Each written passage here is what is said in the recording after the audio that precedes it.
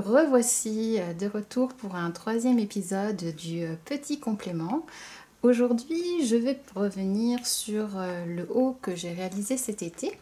Il s'agit d'un modèle que j'ai pris dans le livre Dressing Chic revisite les 70s.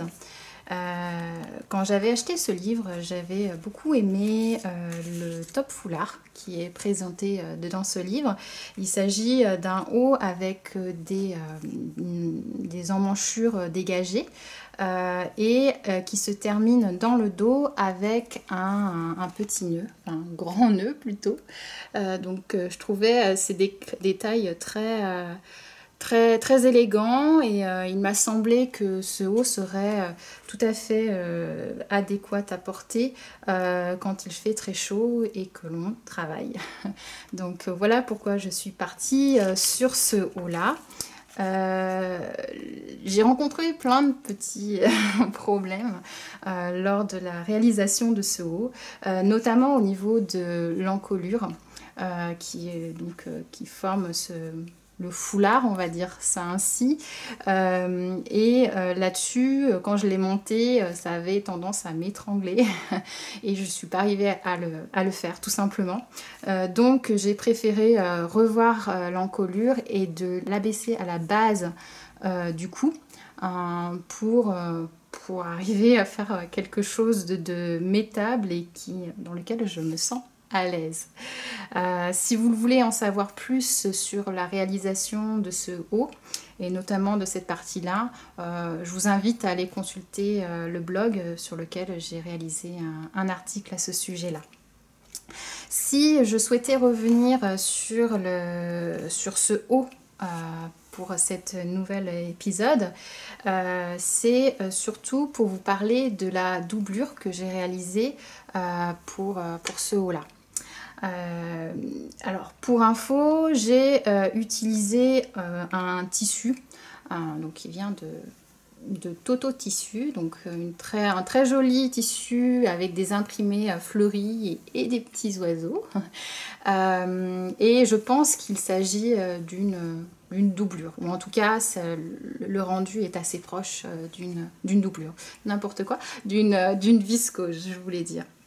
Et donc du coup, le premier point qui m'a semblé important de respecter pour réaliser ma doublure, puisque je trouvais que mon tissu était assez transparent, donc il me semblait important de le doubler, et bien ce fut d'utiliser un tissu qui est un comportement assez similaire à celui de mon tissu principal.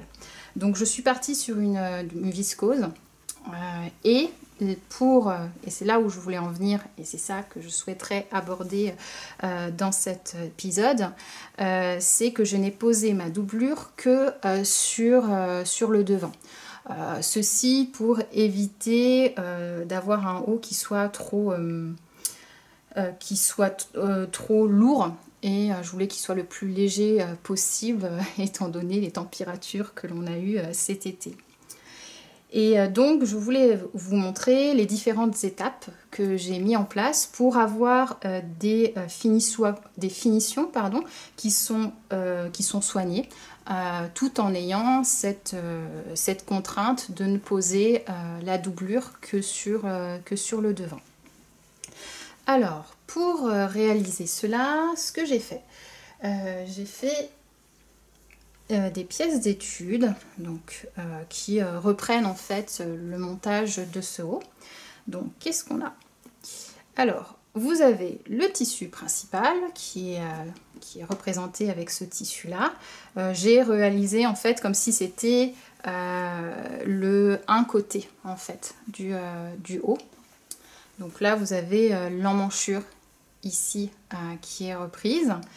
Pour préparer cette pièce de travail, ce que j'ai fait, c'est que j'ai déjà cousu la couture de côté pour assembler le devant avec le dos. Et j'ai rabattu les marges de couture sur le devant. Sachant que ça, donc je vais peut-être le marquer, donc ça c'est le devant de mon projet. On va pas voir grand chose en fait, mais bon, bref. Là où il y a un petit gribouillis, c'est le devant. Et donc voilà, ça c'était ce que j'ai préparé pour la pièce principale pour vous montrer. Ensuite, ce que j'ai fait, ça correspond à la doublure qui va être positionnée sur le devant de mon tissu, le devant de mon projet. Donc comme ça. Et j'ai déjà en fait replié le tissu, la doublure de l'équivalent de la marge de couture. Puisque ce que je souhaite en fait, c'est de venir positionner sur le côté ma doublure de cette façon. Voilà. Et pour terminer le dos du projet, j'ai choisi de mettre un biais rapporté, tout simplement ici. Et ce que je souhaite vous montrer, c'est surtout cette façon-là. Comment faire pour arriver à ce résultat-ci. Voilà. Alors, pour cela, il faut d'abord positionner donc envers contre envers le tissu, endroit contre endroit, pardon, le tissu principal à la doublure, comme ceci. Alors, on va épingler. Hop. Ensuite, donc ça c'est la première étape. Ensuite, je vais positionner mon biais. Donc, je l'ai déjà préformé. Et pour mon tissu, enfin pour mon projet, ce que j'ai fait, c'est que j'ai fabriqué un biais dans le même tissu que ma doublure, donc en viscose. Et donc je l'ai positionné en fait ainsi, donc sur la doublure. Et il est important de respecter cet ordre-là, c'est-à-dire de faire d'abord de poser d'abord la doublure et puis ensuite le biais pour qu'il vienne en fait, la fin du biais soit bien recouvert par la doublure lorsqu'on va retourner. Voilà. Et donc comment j'ai fait ceci, je vais faire ma couture, en fait je vais faire ma couture et assembler en une même étape, la doublure et le biais. Donc je vais faire une couture à 1 cm par exemple, ici. Alors, j'ai fait ma couture, donc ici. Donc maintenant, ce que je vais faire, bien entendu, là je vais cranter, vu l'arrondi qu'il y a, ce sera mieux. Hop. Voilà, ensuite, je retourne. Bon là, je vais faire comme si je le repassais, mais je vais utiliser mon ongle. Et on va d'abord... Donc ça, on va s'occuper, oui. D'abord, ça, on le met de côté. On va d'abord retourner le biais. Peut-être zoomer un peu pour que vous voyez un peu plus.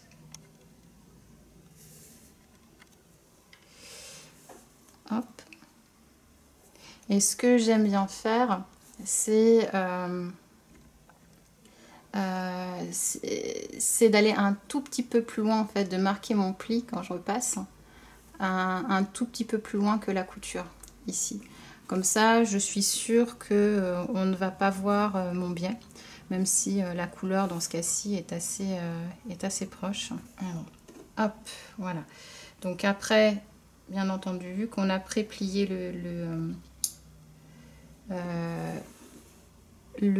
biais, hop, on vient le positionner ici. Bon, il faudrait bien entendu que je recoupe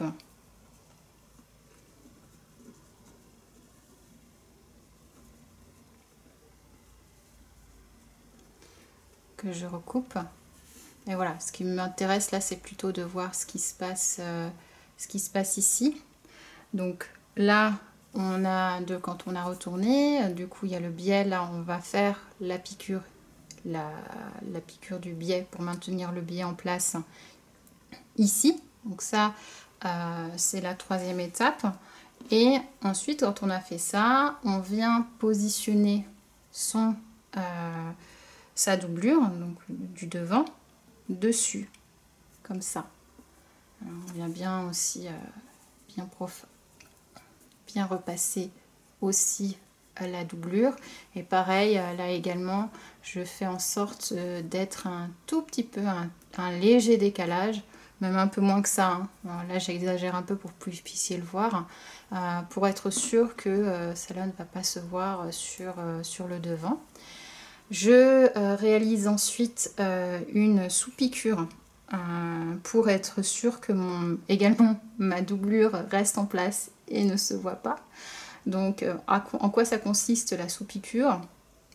C'est de venir écarter la doublure et le tissu principal, de venir rabattre la marge de couture sur la doublure et piquer à 1-2 mm pour assembler la marge de couture à la doublure. Donc, et de piquer à quelques millimètres de la couture d'assemblage de la doublure et du tissu principal. Et ensuite, je vais bâtir pour que ma doublure ici vienne se positionner exactement à l'endroit où se trouve la couture principale qui assemble les tissus principaux, donc ici. Et je vais le mettre en attente, je ne vais pas réaliser de suite la couture, puisque je vais d'abord réaliser l'ourlet de bas. Et je vais d'abord faire celui-là, hop, comme ça. Et ensuite, je viens de réaliser la couture. Donc, ça permet, en faisant cette couture, qui est aussi un peu on va dire une surpiqûre pour le devant,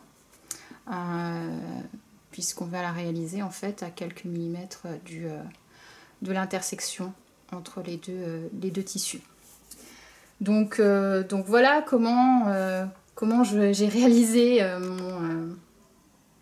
l'assemblage de ma doublure. Je ne sais pas si c'était hyper clair, si ça ne l'est pas, n'hésitez pas à me le dire. Et donc voilà ce que ça donne sur mon projet. Hop, je vais pousser mes aiguilles et je vais surtout les fermer pour ne pas les retrouver par terre. Donc voilà ce que ça donne. On a donc là, hop, je vous montre un côté. Donc voilà, donc on voit ni la fin du biais, ni même la doublure, et finalement la couture de côté qui assemble les deux tissus principaux, devant et dos, est totalement cachée. Voilà.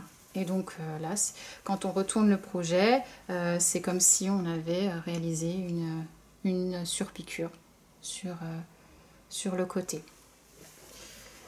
Je voulais terminer en vous parlant en fait d'un autre point. Il s'agit de la couture du bas, ou du fait que ma doublure soit indépendante dans le bas du projet de mon tissu principal. Et ceci, maintenant, je ne fais que comme ça. Parce que j'avais cousu un projet il y a quelques années. Alors je vais vous le montrer, et je souhaitais vous le montrer pour que vous puissiez voir ce qui s'est passé. Donc c'est marrant parce que ce projet-là est un peu similaire à celui-ci, puisque je l'ai réalisé aussi un été où il fait très très chaud. Et je voulais également un haut assez agréable à porter quand il fait très chaud. Et pareil, j'avais mis une doublure seulement sur le devant. Et il m'avait semblé une très bonne idée à l'époque déjà d'utiliser un tissu en coton, en me disant que ce serait léger, donc ce serait agréable à porter quand il fait chaud. Mais sauf que ce tissu-là n'est pas de la même matière de même composition que le tissu principal. Donc ça, c'était le premier problème. Et je n'ai pas voulu également me casser la tête. Et donc, j'avais fait en sorte que mon tissu principal et ma doublure soient assemblés sur tous les côtés au même endroit. Donc en fait, c'est comme si le tissu principal et ma doublure ne formaient plus qu'un tissu. Et ça, réellement, et notamment de lier les deux en bas du projet, c'est vraiment pas une bonne idée. Puisque après l'avoir lavé plusieurs fois, ce projet-là, eh bien là on se retrouve, quand je tends ici, hein, à la fin, le tissu, le coton que j'ai utilisé pour la doublure, s'est vraiment rétracté et pas forcément le tissu principal. Et donc du coup, eh bien, j'ai ça qui se passe. Donc il faudrait, c'est assez simple à faire, hein, découdre pour pouvoir les désolidariser. Mais je n'ai jamais pris le temps de faire. C'est vrai que je ne prends pas souvent le temps de reprendre mes projets. C'est peut-être pas une très bonne habitude. Quoi qu'il en soit, du coup, j'ai des difficultés en plus de ne pas aimer ça, de ne pas aimer le porter, en plus j'ai des difficultés à le repasser. Donc il reste le plus souvent dans mon panier à repassage et finalement je dois le mettre une fois par été. Donc c'est pas terrible. Donc voilà, donc du coup j'ai retenu la leçon et pour les prochains projets que j'ai réalisés, je m'applique à faire en sorte que ma doublure soit bien dissociée de mon tissu principal. Et pour éviter, puisque là j'étais pas sûre que mon tissu soit de la même composition que ma doublure, j'ai fait en sorte de faire un petit retrait pour que la doublure ne se voit pas quand je porte mon projet. Donc eh bien, je pense que j'ai dit ce que j'avais à dire sur ce projet. Comme je le disais tout à l'heure, si vous voulez plus d'informations sur d'autres points de ce projet-là, bien n'hésitez pas à aller faire un tour sur le blog. Je voulais terminer cet épisode en parlant d'un petit coup de cœur, et ça sera, on va dire, ça va être ma rubrique coup de cœur que j'aimerais mettre dans mes épisodes du petit compliment. Et alors il pourra s'agir de n'importe quel coup de cœur. Ça peut aller d'un tissu que j'ai acheté récemment et que j'aime particulièrement. Ou par exemple d'un blog que j'aime beaucoup, que je viens de découvrir, ou d'une créatrice.